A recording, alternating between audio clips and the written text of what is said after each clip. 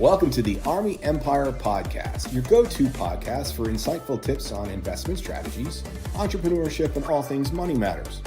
Join Bernard Alerte, your guide on this journey to financial freedom. Each episode will dive into expert advice, practical strategies, and inspiring stories to help you take control of your financial future. Whether you're an aspiring entrepreneur or a seasoned investor, we've got something for everyone. So get ready to unlock your financial potential and make your money work for you. And now, let's welcome your host, Bernard Alerte.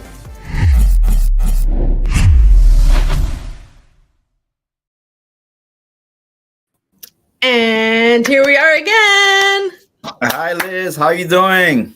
I am doing well. How are you? Excited, fired up to be here. It's going to be an incredible show today. Yes. Don't you just love Tuesday nights? I get nervous. I look forward to it at the same time, but thank God I couple before I get a chance to talk to you, so I feel more confident. Yes, because listen, get used to it. Exactly. And it's a conversation and we're learning so much. We have some folks already joining us. I see the numbers going up. Hello, Darlene. Hello. Alistair's on. Hello. Thank you for joining us so much. He's like, let's go. Let's do this. Let's do this thing. So guys, before we get started, we just want to quickly remind you to like the Facebook page. I think you were only like 20 people away from liking it so that we can go live on Facebook as well. That's going to give us a totally different audience as well. Yes, once we're live on there as well. Do you know that person? Yeah, no, I see every day.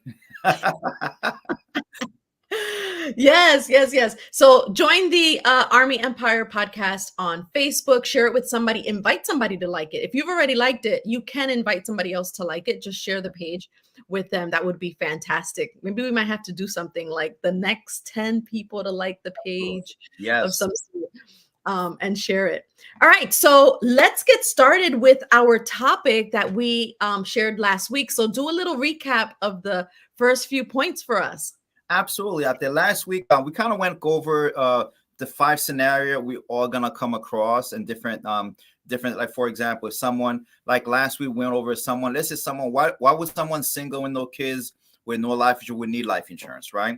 And the second scenario we kind of broke down if someone's married with kids and they have like some kind of no life insurance themselves, right? Or we have someone that's married with kids and have some kind of group life insurance through their job. Why would they need to have their own? So we kind of broke it down a little bit. So you definitely want to go back to episode 7 to really look at it, to share that information.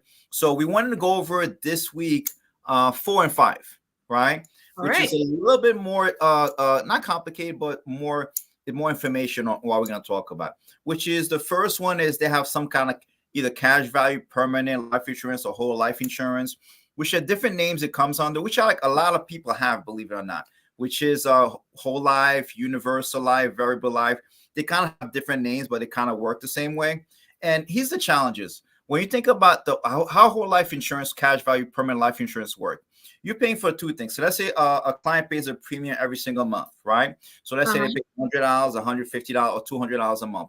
Part of that premium goes to pay for the death benefit, which is the face amount that if they pass away, right? That's the first step. And the other part of the premiums go to build some kind of cash value that it builds on the side. Okay. So in hindsight, when you think about first, when you hear about, okay, well, that sounds good because I'm getting insurance and I'm getting some kind of saving at the same time. It sounds pretty good when you look at it from the outside. But when you kind of delve into it and you look at the details, there's a lot of major challenges with these policies. And you're gonna tell us what that is. Exactly. The 3 major challenges on the policies is on the cash side. Okay. For example, the first year. So let's say someone's paying $200 a month. So let's say $100 paying for the cost of insurance to your face amount, and the other $100 going towards the cash value. So the challenge is it takes 0 to 5 years. There's no money in it. So the money that you're actually putting aside towards the cash value, the first couple of years, all that money goes towards fees and you have nothing accumulated the first couple of years, which is a major challenge. So the analogy I like to share, imagine if you're banking with this bank, ABC Bank, right? Yeah. And for example, imagine if you went to a bank and said, Liz, and you put your money in ABC Bank, and ABC tells you, Liz, listen, Liz, thank you for banking with us. We appreciate your business. But just to let you know, if you need any of the money that you've given us, you have no act, you'll have zero money for the first 3 to 5 years. All that money is going to go towards fees and everything. Now, hindsight, would you ever bank with ABC? No. Probably not, right? So if you would not do it with the bank or institution, what would you do with the insurance company? Yeah. Right? So it doesn't make kind of sense, right? The second challenge, right, with the cash part of the business is, for example, is you have to borrow your money, and you have to pay 6 to 12% interest to the insurer. Wait. Did you say you have to borrow your own money? Yes, exactly. So the money that you put in towards the cash value side, if you want to have access to that money, you have to actually borrow that money. So last time I checked, whenever you borrow something, it's really not yours, right or wrong?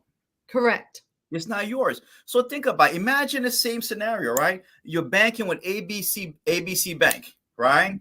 And you say you put your money in ABC Bank, and ABC tells you, Liz, thank you for being a customer and a client. But just to let you know, if you need any of your money, we can't just give it to you. Yeah. We're going to have to lend it to you. We have to lend you your own money. That's right? crazy. Yes. And we're going to charge you 6 to 12% interest. We're going to give you less than 2 or 3, but we're going to charge you 6 to 12% interest. See, knowing that, would you ever put your money with ABC Bank? Yeah, that's madness. That's madness. Madness, exactly.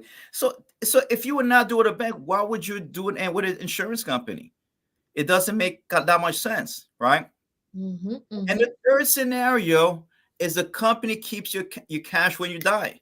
So let's say, for example, you had $100,000 of protection, right? And part of money goes for the protection. And let's say you had the policy for several years. So let's say you built up the policy, and let's say in 20, 30 years, you had maybe $25,000 or $30,000 of cash value accumulated. That's why they never say you have cash. It's called cash value. So it's not actually cash value. So imagine this. See, something happened to you, God forbid, your family will get the $100,000, right? But whatever you have built up in a cash value, the company will actually keep that money. Yes, they will actually keep that money. And if you wanted to take all the cash value out, then they would kind of cancel your coverage. You would lose the coverage. So it's like you're paying for two things, but you only get one at a time. That is so wild, but that's the perfect way to put it. You're paying for two things, but you're really only getting one. One at a time, right? And some policies are different, but they pretty much all work the same way. And the sad part, most people that happen to have life insurance have the permanent cash value life insurance. Yeah, and that's what people say or call whole term. Whole life. Whole life. There's term life insurance and there's whole life. There's whole life insurance. This is the whole that we're talking about. Absolutely. Cash surrender one. Exactly. And at the same time, we say you don't need life insurance your whole life. The way you have to look at life insurance, you have to look at life insurance as if you're looking at car insurance. What's that perspective? Let's say if you get a brand new car and you're financing the car, right? And think about it. If you're financing a car, guess what you do? You want to get full coverage on the car. Mm-hmm. Right? You want to get full coverage on a car. So when you get, because in case something happens, at least you can get the cost of the car, can get that back, right? Because the car is worth a lot of money. Yeah. Right. And maybe you have a loan on the car, so you don't want to get stuck with a loan with no car. So you get full coverage. But let's say as the car gets older, the cars, let's say, is 10 years old, 15 years older, right? So sometimes the need for full coverage, you still need insurance by law, but the need for full coverage might decrease because maybe the car is worth only a couple of $1,000s, and maybe the valuation goes down. The valuation goes down. Exactly. So the way you have to look at life insurance the same way. You have to get as much coverage as possible, because there's two things that can devastate a family financially. If someone passed away, if you die too soon, that can hurt your family. If you live too long, that can hurt you too. So in the beginning, you got to have a lot of coverage in the early years. Why? Because your loss of income might be devastating to your family. You may have a mortgage, or you may have young children. You may have some debt. So you might have big loss because someone loses their income. But as things go by, as you get older, guess what happens? The need for cover, because guess what? Your kids are 40, 50 years old, right? Maybe. So the need for life insurance decreases, right? So the key is you want to get as much coverage as possible in the beginning, but also you want to save and accumulate in the future. By the time you retire, you have money. So the reason we get life insurance because we don't have a lot of money accumulated. Right. Right. But as time goes by, as you get more money accumulated, then the need for insurance kind of decreases. So we need to be teaching our kids this, because you mentioned last week, somebody asked what is the youngest age a person could get life insurance? And you answered saying 18. Yes. You know, that's so the sooner they get life insurance, the better it is for them. Absolutely. So someone's 18, I would share, listen, get life insurance, also set up a separate investment, like a mutual fund, some kind of investment on the side where your money can grow at a better rate. So if something happens, God forbid, your family will get what? The face amount plus whatever you have accumulated in the investment. So it's not tied in with the insurance company. You separate your insurance and your investments, right? Awesome. You use insurance for what's supposed to is to protect, and you use investments for what's supposed to is grow money. You don't grow money in insurance. You grow your money and you protect yourself with insurance, and you grow money in your investments. And that's the way you look at your finances. Now, the other kind of life insurance we have is some form of like a term insurance, right? Term insurance, that's the next step.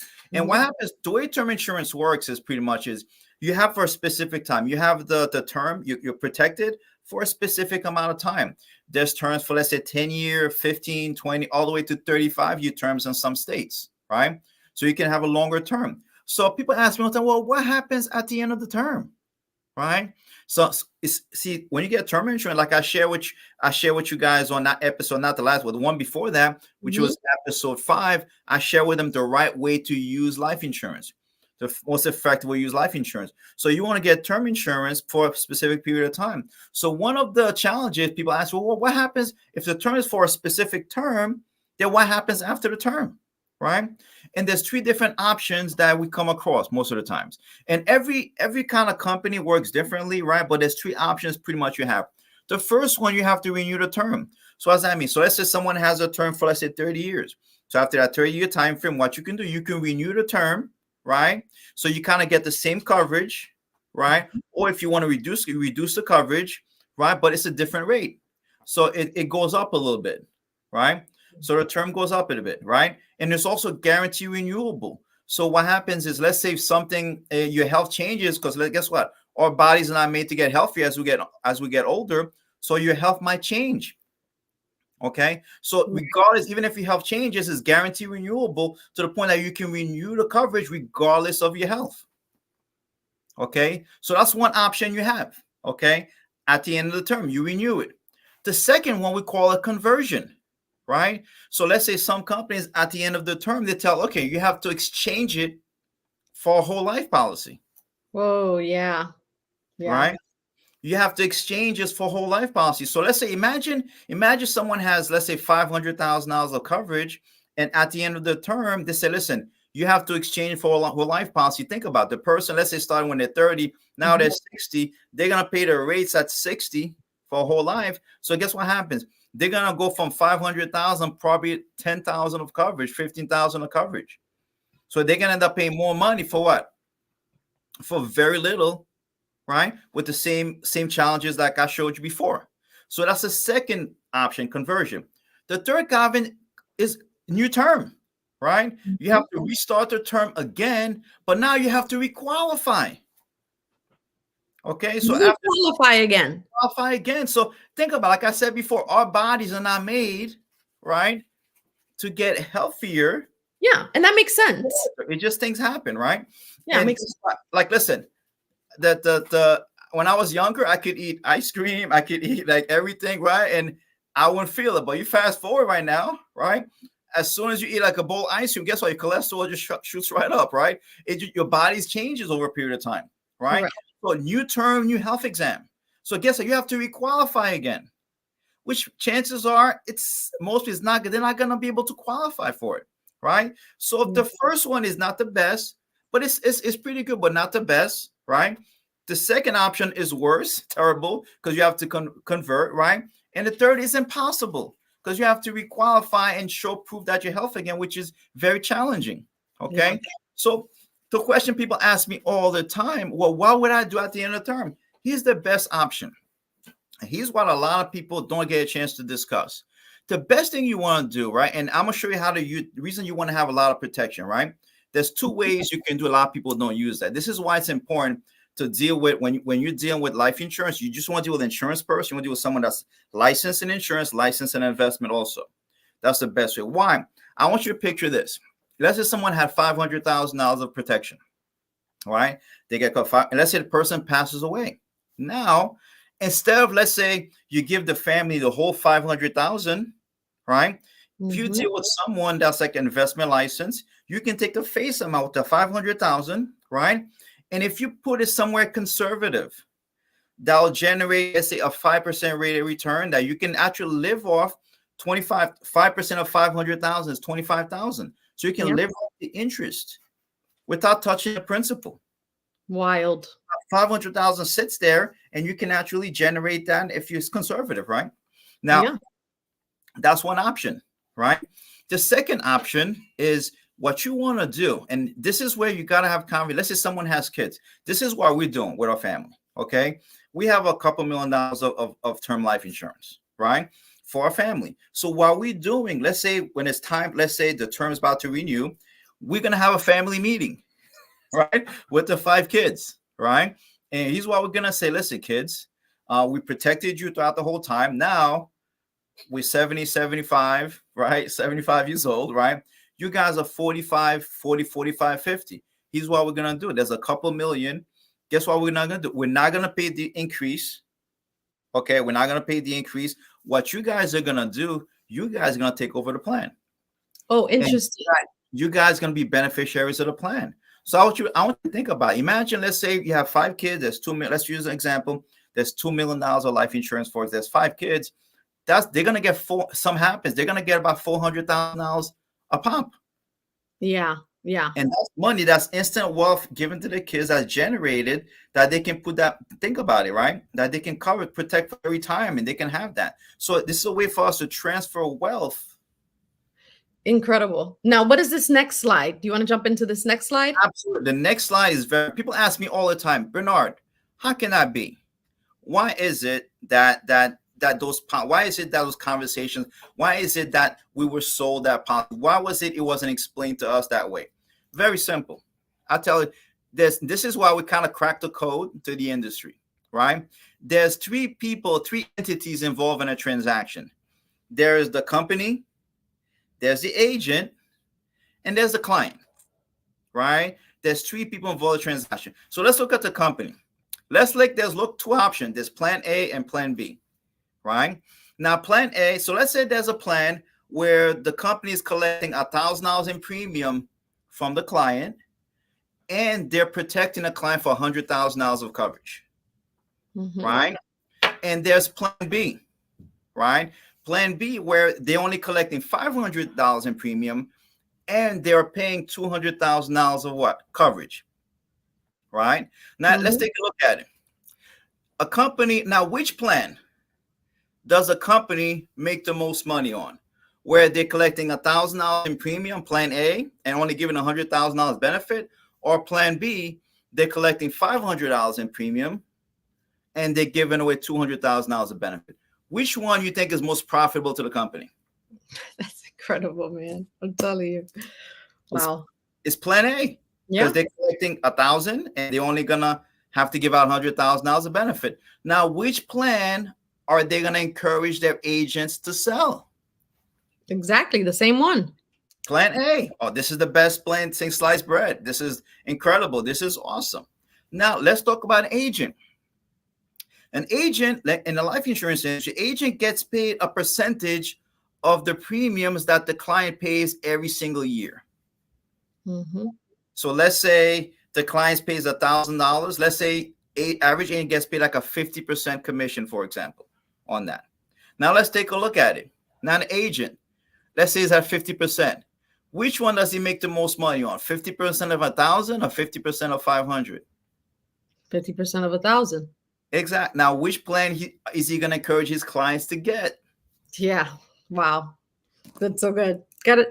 I hope you got your pen and paper, people. Your pen and paper, people. Yes, exactly. Right. That's 50% of 1,000. Right. They get paid more money doing that. So it's a very simple mathematical equation. Clients. Now you're the client. Now you're the last person. You're supposed to be the most important person in the equation, but you're the last person in the equation. Now, which plan do you benefit from? The plan A or plan B? Yeah. Plan B. True. It's a very challenge. This is why it's so important. Like when I talk about episode 2, you have to, who do you listen to?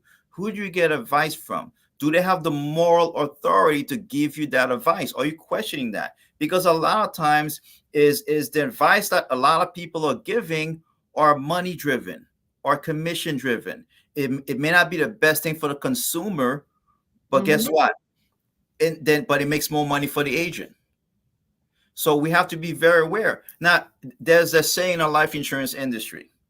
There's a joke that they always say, which I don't think is funny, but that's a joke. He says, when you sell a whole life to your clients, you can't sleep because you know you're doing the wrong things. And guess what? When you sell a term, you can't eat because you don't get paid a lot of money for it. Yeah, crazy. It's crazy what's happening. Now, we believe a very simple concept.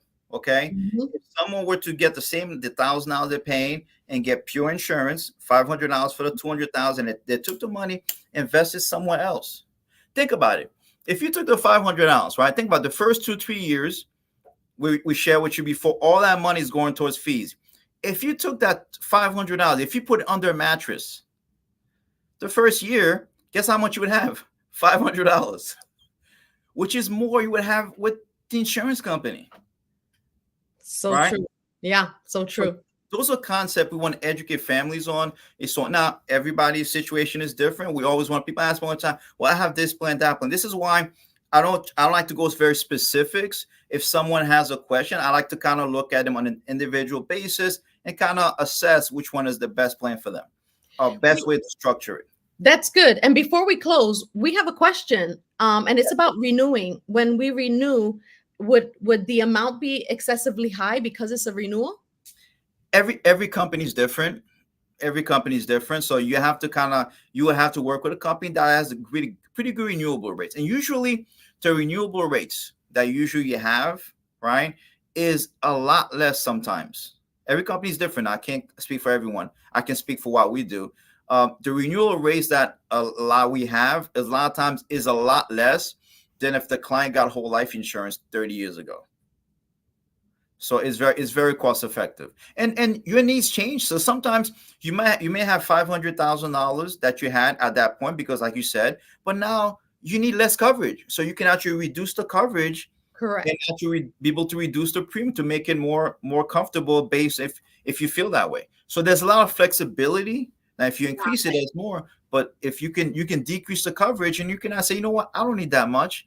Let me just keep it. Let me just keep it something where more affordable. In other words, this was great information today. Great information today, guys. I'm so glad that you were joining us here today to learn all of this information. The whole insurance and the term insurance. So this was phenomenal. Thank you so much for just sharing so much wealth. And I'm looking forward to seeing what we're going to do next. Absolutely. We're going to cover, we have more things to share. We have so many, oh my gosh, it's going to be incredible. We're going to cover different aspects on debt. We're going to cover there's so many things we actually going to cover over the next course. So stay tuned, because you're going to get a lot of great information, a lot of great gems that you can use for you to be able to improve. Because listen, and when it comes to, people say all the time, like, what you don't know doesn't hurt you. Correct. When it comes to your money, what you don't know will definitely hurt you. Definitely hurt you. You gotta be educated. You have to learn how to make the right choice. You gotta know the difference. You gotta find out who to listen to, who to take advice from, what's best. You have to really be very diligent and vigilant when it comes to your money, and get as much information as possible. And like I said, go back in episode 2. and that'll give you a kind of framework how to talk to who to listen to. In other words, who to get advice from. Another amazing episode, guys. Another amazing episode here at the Army Empire Podcast. We're learning just so much. Thank you so much, Bernard, for being our financial coach and our wizard here and teaching us so many great things. I'm looking forward to it. Absolutely. I'm looking forward to next week. Thank you all for joining us. Until next time, next week, bring all your questions because we want to have a good Q&A session at the very end. We're available for that too. Absolutely. Sounds good. All right. Have a good night, guys. See you until next time. Thanks for showing. Thanks for tuning in to the Army Empire Podcast. If you enjoyed this episode, don't forget to subscribe and share it with your friends. Join us next week for another exciting edition, and until then, keep building your empire.